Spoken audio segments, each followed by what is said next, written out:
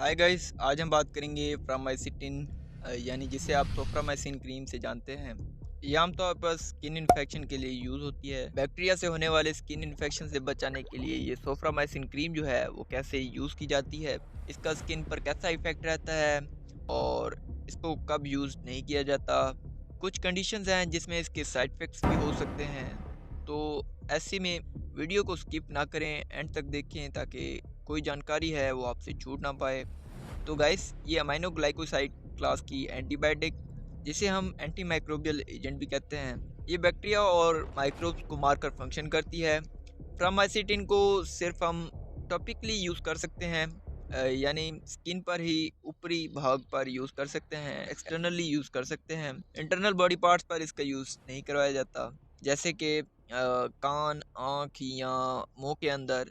तो इसी वजह से ये सिर्फ क्रीम की फॉर्म में ही अवेलेबल होती है, और इस फार्मूले में कम ही ब्रांड्स हैं जो इस क्रीम को बनाते हैं। लेकिन जो पॉपुलर ब्रांड नेम है वो सिर्फ सोफ्रामाइसिन क्रीम है, जो बहुत ही ज़्यादा इफ़ेक्टिव है, और स्नोफी फार्मा कंपनी इसे बनाती है।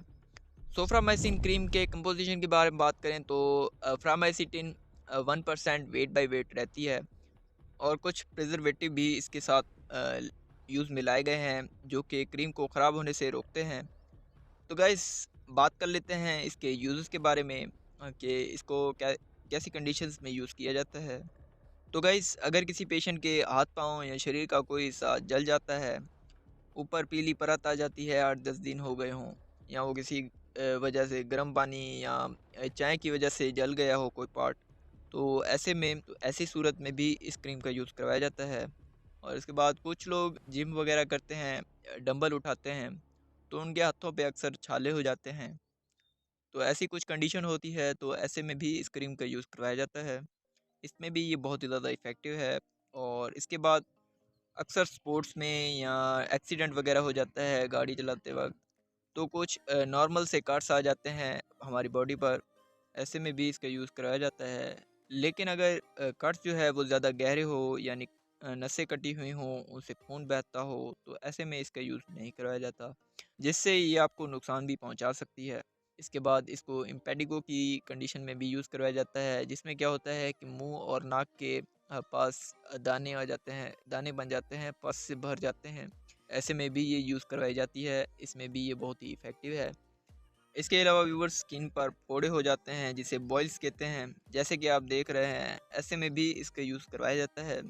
और अगर हेयर फॉलिकल इन्फेक्शन हो जाए, जिसमें क्या होता है कि बालों की जड़ों में इन्फेक्शन हो जाता है, और ये इन्फेक्शन जैसे कि आप तस्वीर में देख रहे हैं, ये अगर आपकी जनांगों में हो जाए, छाती पर या कहीं भी हो जाए, ऐसी कंडीशन में भी ये यूज़ करवाई जा सकती है। इसमें भी डॉक्टर्स इसे यूज़ करवा सकते हैं। और व्यूअर्स, अगर कोई शेव करते हैं तो वहाँ पर रेडनेस हो जाती है, या फिर दाने निकल आते हैं, वहाँ पर पस भर जाती है, कई दिन हो जाते हैं, तो ऐसी कंडीशन में भी इसका यूज़ करवाया जाता है।